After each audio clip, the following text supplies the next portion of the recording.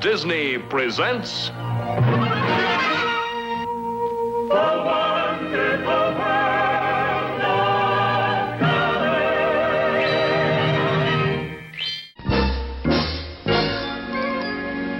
Now your host, Ludwig Von Drake. You miss right on time. Young man, I am Dr. Ludwig Von Drake.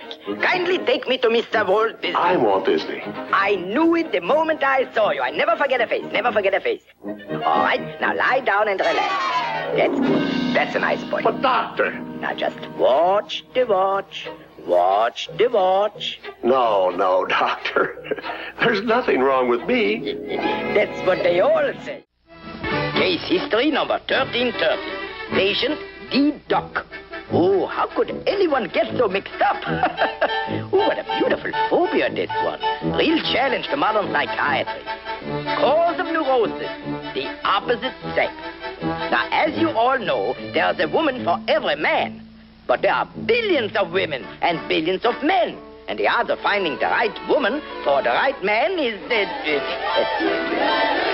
you take 42, you put it into 3. Well, that won't work. You could force it a little if you want. But that's... let me see.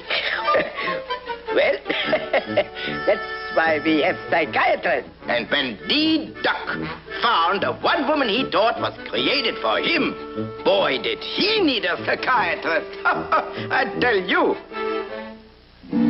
Oh, I remember the first time Donald Duck came to my office. Now watch the watch. Just relax. That's right. Relax.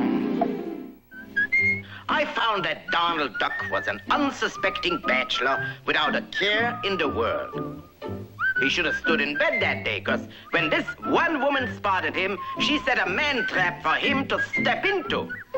What a dish like this would want with a dope like Donald was beyond me. He was no prize. Wait a second, I take that back. A booby prize, that's what he was. Donald Duck thought it was an accidental meeting. An accident? Yes, that's right. But accidental? In matrimony, it's females that cause the accidents, you know. And he, Donald, thought fate was making his path cross hers. And all the time, you know what was happening. She was doing the double crossing. That's the way it always with these women, I tell you. But you know something? A psychiatrist understands how clever females' minds work. That's why I'm a bachelor. And I'm gonna stay that way for the next couple of days. Maybe.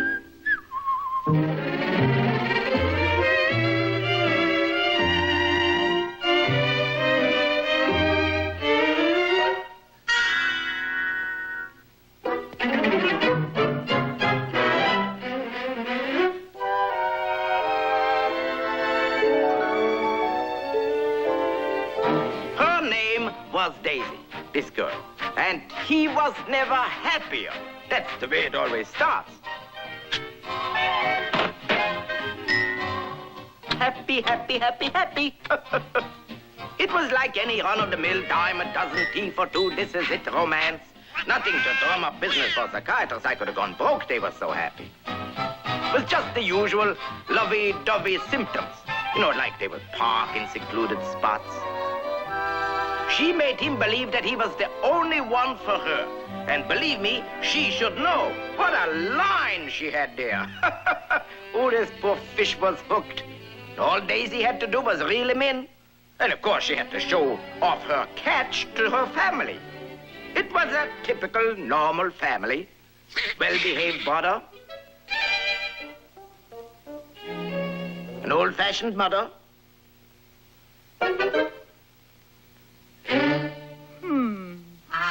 And a very normal father. Come to think of it, he was subnormal. And like this happens, you know, one date led to another, and another, and another. And soon every night was date night. No doubt about it, this boy was lovesick. He was some kind of sick anyway. Not only was Donald going steady, he was also going steadily broke.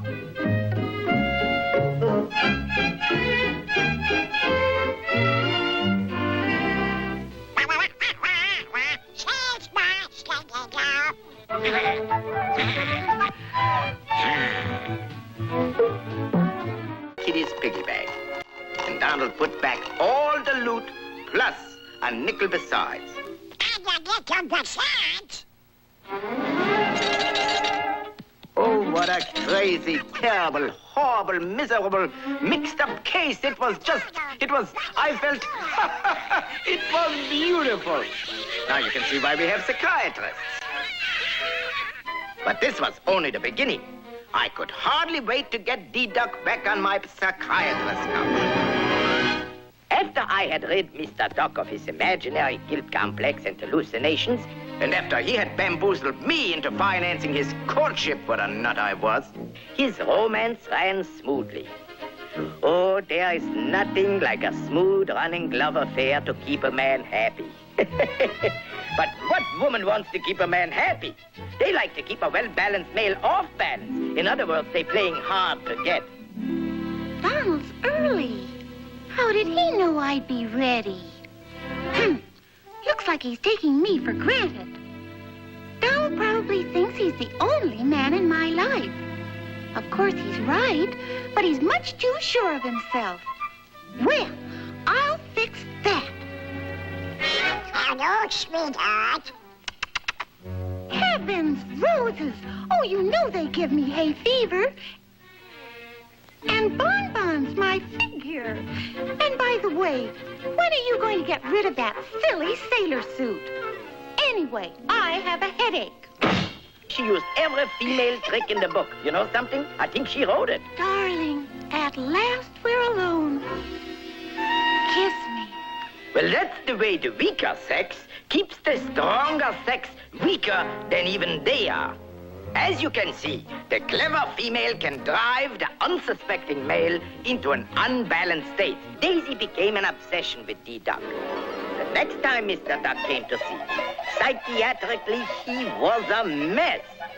Take it easy, Mr. Duck. Relax. I'm going to get crazy. To get crazy or crazy. What you need is a good night's sleep. Sleep? I tried that. You did? Calm down. Tell me what happened. It seems that Donald thought he was suffering from insomnia.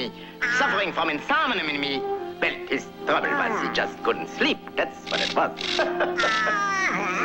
Daisy's female tricks so disturbed Mr. Duck, my patient, that the slightest noise kept him awake.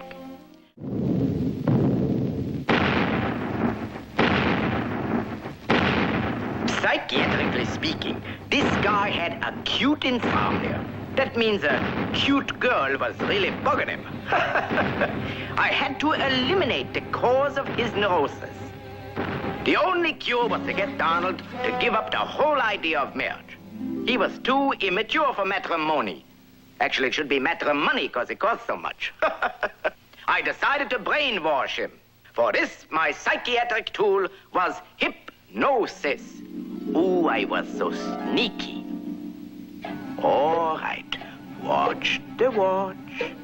You're doing nothing now. Come on, you're growing sleepy already, will you? I'm the doctor, you know. You're supposed to do what I'm telling you. That's my new instant type hypnosis. Years of experimentation, and this is the answer. Now, Mr. Duck, you see marriage as a dream world. You see your dream girl, Daisy. You propose. You are accepted. To you, marriage is all wedding bells and rice and chicken. You are hooked, trapped. You are slave to a demanding woman. You are no longer a man. You are now a machine. You cut the grass, wash dishes, beat the rugs, put out the cat. You mop the floor, dust the furniture, water the flowers, beat the rugs. This, Mr. Duck, is your life.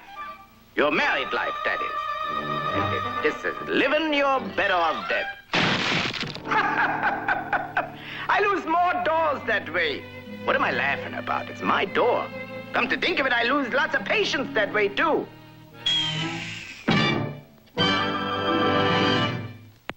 Having convinced my patient Donald Duck that marriage was not for him, I advised him to get a job. That's good therapy.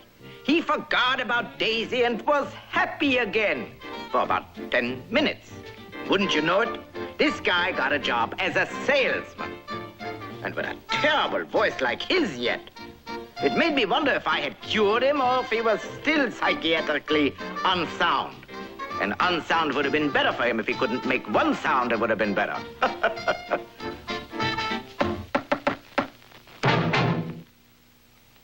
Good morning, sir. Could I interest you in this marvelous brush? I can't understand a word you say. Beat it. Yes, sir. I waited all my life for this moment. I will now go in and ask her to be my...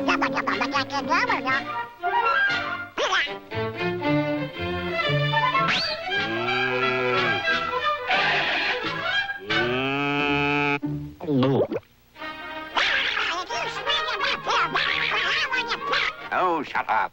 Can't you read that sign out there? It says no trespassing. My dear fellow, I can't understand a word you say. So Donald Duck had a new problem. But did he come to me? No, not this kid. What he wanted was someone who was going to sweet-talk him and give him a little pat on his soft little head. And he got it. So after he got his sweet talk, then did he come to me? You know what the answer is again. No. I never should have taken the case of this lovesick duck with a goofy voice. But a Von Drake never gives up when there's money to be made. When there's a patient's sanity at stake. And then another patient came to me with voice problems. You won't believe who it was. That's who it was. Now, Miss Duck, please tell me what happened in your own words. Leave nothing out. After all, I'm the doctor. Well, Doctor, I came to tell you about my boyfriend, Donald Duck. One beautiful spring day, my boyfriend and I were walking in the park.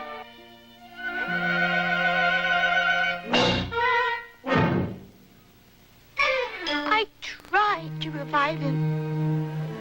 Finally, he came to and looked at me. And then it happened.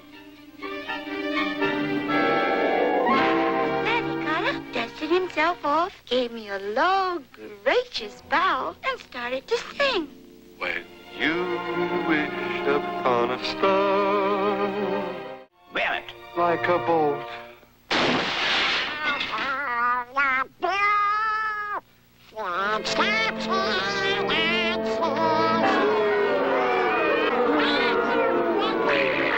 And they were right back where they started, and so was I. With a patient who was a real kook.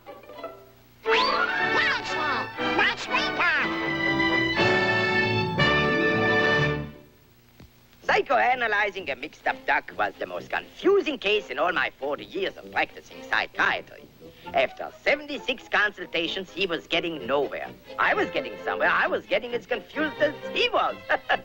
But I knew that somewhere in Mr. Duck's subconscious lay the answer. Every brain is made up of blocks. Like this, you see? Each one does something. Memory, perception, reflexes, imagination, vision, headaches. These are all called mental blocks. And if you have too many of them, then you are a blockhead. Now, if we go 2 blocks north, and 1 block west, then 3 blocks south, and then 1 block east, we're going to find my laundry. That's where I left it. No, that's not it. Ah, this is the place. Right here. You see? Nothing. I was determined to penetrate this mental blockhead. Block. No, come to think of it, I mean blockhead. Finally, I discovered the true cause of Donald's troubles. Right here. It all centered in this one little block. Now, I call it the T block for temper. Something like this can be very dangerous. Please, Mr. Duck, are you sure you left nothing out? Well, just one little thing. I do have a strong temper. What's that? I can't understand a word you say.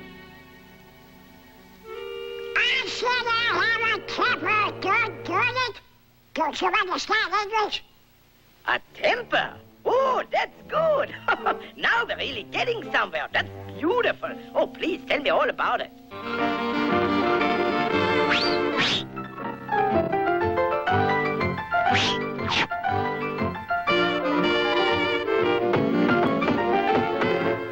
Donald! Hi, Toots.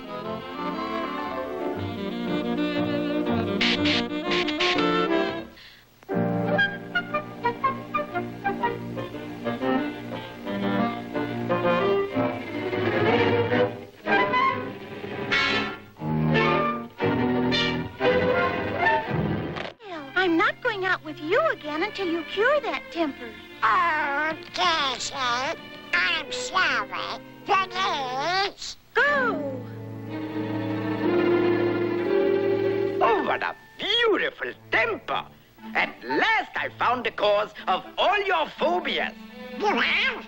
Control that temper and your phobias will disappear and you will have a beautiful voice, like mine. It's a chain reaction, you understand.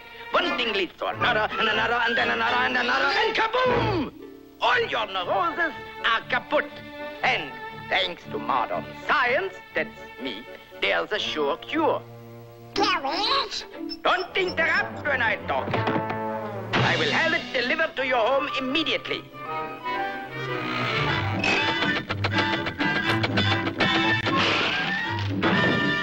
Let's be brief and get right to the point. I'm an insult machine representing the Tewksbury Institute of Temperism. There.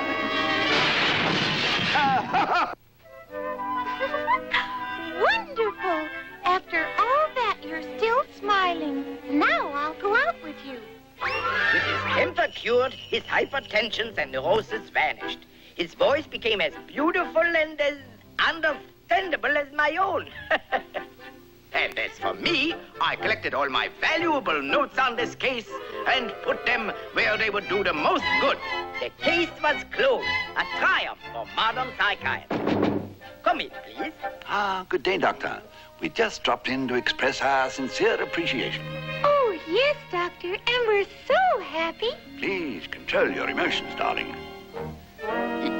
See what I mean? Dr. Von Drake, I'm so delighted that I'd like to pay my bill in full. Oh, there's no hurry, but I'll take it, I'll take it. Oh, it'll be worth every cent, I assure you. Oh, $1,340. Oh, this is outrageous. Please, Mr. Von, control yourself.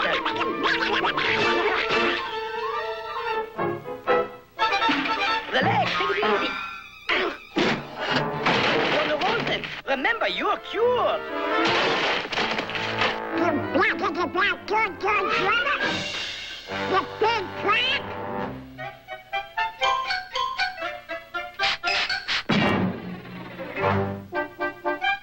Well, it all started the day he first walked into my office.